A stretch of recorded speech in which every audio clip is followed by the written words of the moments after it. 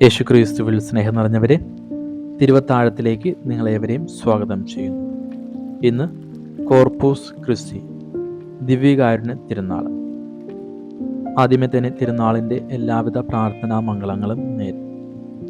തിരുസഭാ മാതാവ് ഇന്ന് നമുക്ക് ധ്യാനിക്കുവാനായി നൽകുന്ന തിരുവചനം മർക്കോസിൻ്റെ സുവിശേഷം 14-ാം അധ്യായം 12 മുതൽ 16 വരെയും 22 മുതൽ 26 വരെയും ഉള്ള തിരുവചനങ്ങളാണ്.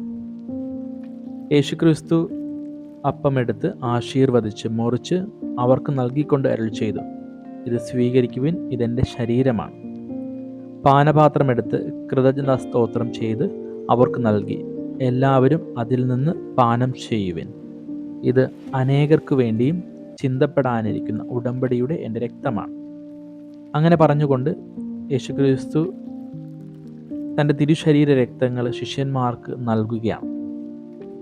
നാം എല്ലാവരും ചിന്തിക്കേണ്ടത്, യേശുക്രിസ്തു എന്തിനാണ് തൻ്റെ തിരുശരീര രക്തങ്ങൾ ഇവർക്ക് നൽകിക്കൊണ്ട് പ്രകാരം പറഞ്ഞതെന്ന്.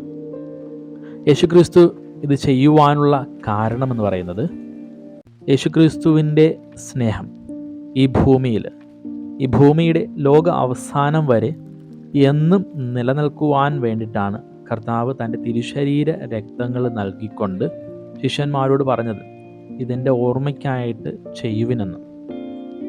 ഈ ഒരു സ്നേഹത്തെപ്പറ്റി പറയുമ്പോൾ പെട്ടെന്ന് ഓർമ്മ വന്നത്, എൻ്റെ മിനിസ്ട്രി സമയത്ത് ഞാൻ മിനിസ്ട്രി പ്ലേസിലായിരിക്കുന്ന ആ ഒരു സാഹചര്യത്തിൽ, ഞാൻ വികാരിച്ചനുമായിരിക്കുന്ന സാഹചര്യത്തിൽ ഞങ്ങൾക്ക് ഭക്ഷണം കൊണ്ടുതരുന്ന ചേച്ചി അവിടെ വരുന്നത് കണ്ടിട്ട് വികാരിച്ചൻ പറഞ്ഞതാണ്, ഈ ചേച്ചി നമുക്കെല്ലാവർക്കും ഒരു പാഠമാണ് എന്നാണ് പറഞ്ഞു വയ്ക്കുക. അച്ഛൻ പറഞ്ഞത്, കുറച്ച് വർഷങ്ങൾക്ക് മുമ്പ് ഈ ചേച്ചി ഏകദേശം ഒരു 6 മാസത്തോളം പ്രഗ്നൻ്റ് ആയിരിക്കുന്ന ആ ഒരു സാഹചര്യത്തിൽ അവരുടെ ഭവനത്തിൽ ഒരു ചെറിയൊരു പ്രശ്നമുണ്ടാവുകയാണ്. ചെറുതല്ല, വലിയൊരു പ്രശ്നമുണ്ടാവുകയാണ്. ആ പ്രശ്നമെന്ന് പറയുക ഇവരുടെ വിവാഹ ജീവിതം തന്നെ തുടങ്ങുന്നത്, ഇവർ പ്രേമിച്ചാണ് കല്യാണം കഴിക്കുന്നത്. കുറച്ച് വർഷങ്ങളായിട്ട് പ്രേമത്തിൽ നിന്നുകൊണ്ട് അവർ പ്രേമിച്ച് കല്യാണം കഴിക്കുകയാണ്. അതിനെ തുടർന്ന് ഒരു ഏകദേശം 2-3 വർഷക്കാലം ഇവർക്ക് കുഞ്ഞുങ്ങളില്ലായിരുന്നു. കുഞ്ഞുങ്ങൾ അതായത് പ്രഗ്നൻ്റ് ആയിട്ടില്ലായിരിക്കുന്ന സാഹചര്യത്തിൽ ഒരു 6 മാസത്തോളം പ്രഗ്നൻ്റ് ആയിരിക്കുന്ന ആ ഒരു സാഹചര്യത്തിൽ ഈ ചേച്ചിയുടെ ഹസ്ബൻഡ് ഒരു അവിഹിത ബന്ധത്തിൽ പെടുകയും അത് വീട്ടിൽ പ്രശ്നമാവുകയും ഈ ചേച്ചിയുടെ സഹോദരൻ ഇത് കണ്ടെത്തിക്കൊണ്ടുവരികയും അത് വലിയൊരു പ്രശ്നമായിട്ട് മാറുകയും ചെയ്യുന്ന ആ ഒരു സാഹചര്യം, ആ ഭവനത്തിൽ ഒരു വലിയൊരു പ്രശ്നത്തിൻ്റെ കലശത്തിൽ നിൽക്കുന്ന ആ ഒരു സാഹചര്യത്തിൽ പെട്ടെന്നുണ്ടാകുന്ന വഴക്കിൽ ഈ ചേച്ചിയുടെ ഹസ്ബൻഡ് ചേച്ചിയുടെ സഹോദരനെ അടിക്കുകയും അയാൾ മരണമടയുകയും ചെയ്യുന്നുണ്ട്. അതിനെ തുടർന്ന് ഒരു 14 വർഷക്കാലം ഈ പുള്ളിക്കാരൻ ജയിലിലായിരിക്കുന്ന സാഹചര്യങ്ങളിലൊക്കെ വളരെ സങ്കടപ്പെടുകയും ഒത്തിരി കഷ്ടപ്പെടുകയും ചെയ്തു. ജയിൽ ജീവിതത്തിൻ്റെ അവസാന നാളുകളിൽ ഈ ചേട്ടൻ ഈ ചേച്ചിക്കൊരു കത്തെഴുതുകയാണ്. കത്തിൽ പ്രകാരം പറയുന്നുണ്ട്, എനിക്ക് അറിയുകയില്ല നീ എപ്രകാരം എന്നെ സ്വീകരിക്കുമെന്ന്. ഞാൻ ചെയ്തത് വലിയ തെറ്റാണ് എന്നറിയാം.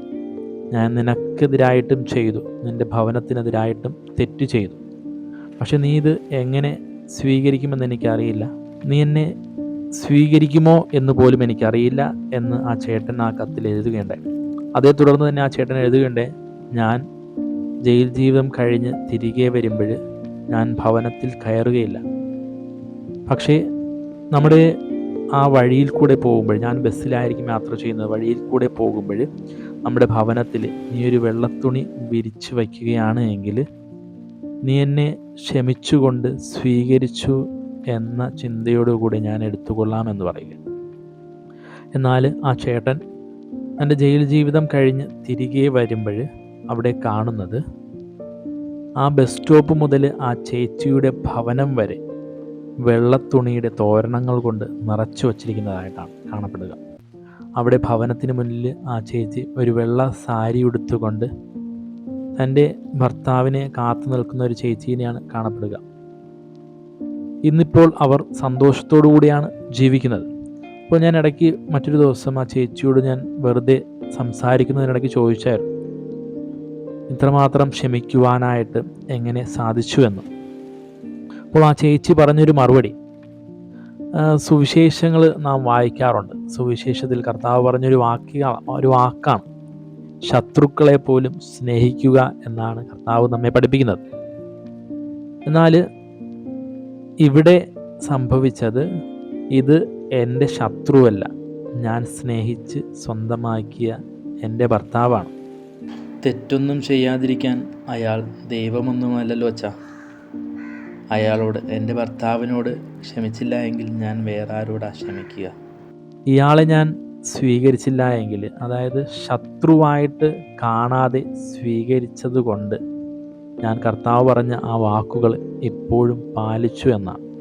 ക്ഷമിക്കുവാനായിട്ട് എനിക്ക് സാധിച്ചത് കർത്താവിൻ്റെ മുന്നിലായിരുന്നു കൊണ്ട് ഞാൻ കർത്താവിനെ നോക്കുമ്പോഴൊക്കെയാണ് എൻ്റെ ഭർത്താവിനെ ക്ഷമിക്കുവാനായിട്ട് എനിക്ക് സാധിച്ചത്.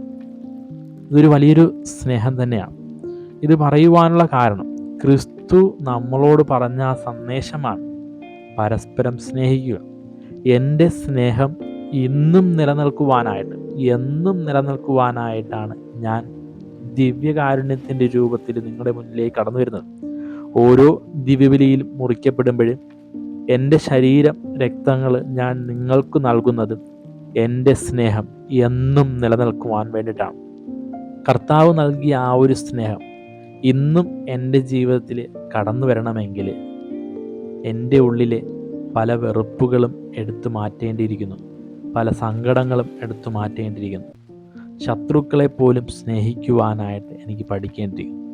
ഇന്നിൻ്റെ ലോകമെടുത്ത് നോക്കുമ്പോൾ ഒരുമിച്ചായിരിക്കുന്നവർ, ഒരേ കുടുംബത്തിലായിരിക്കുന്നവർ കാണുമ്പോൾ ചിരിക്കുമെങ്കിലും ശത്രുത ഉള്ളിൽ വച്ചുകൊണ്ട് ജീവിക്കുന്നവരാണ്. ക്രിസ്തു പഠിപ്പിക്കുന്നത് അപ്രകാരമല്ല.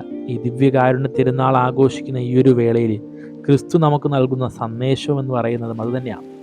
എൻ്റെ സ്നേഹം എന്നും നിലനിൽക്കുവാനായിട്ടാണ്.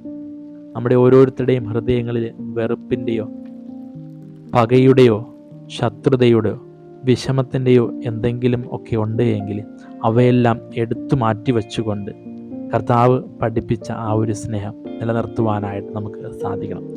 വിശുദ്ധ കുർബാന എൻ്റെ ഉള്ളിലേക്ക് കടന്നു വരുമ്പോൾ കർത്താവ് നൽകിയ ആ സ്നേഹം എൻ്റെ ഉള്ളിലേക്ക് കടന്നു വരികയും അത് മറ്റുള്ളവരോട് പങ്കുവയ്ക്കുവാൻ നമുക്ക് സാധിക്കണം.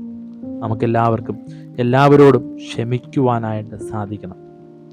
കർത്താവ് എന്നോട് ക്ഷമിച്ചതുപോലെ നമുക്കും പരസ്പരം ക്ഷമിച്ചുകൊണ്ട് ക്രിസ്തു പഠിപ്പിച്ച ആ സ്നേഹത്തിൽ നമുക്ക് നിലനിൽക്കാം. ദൈവം നമ്മെ അനുഗ്രഹിക്കട്ടെ.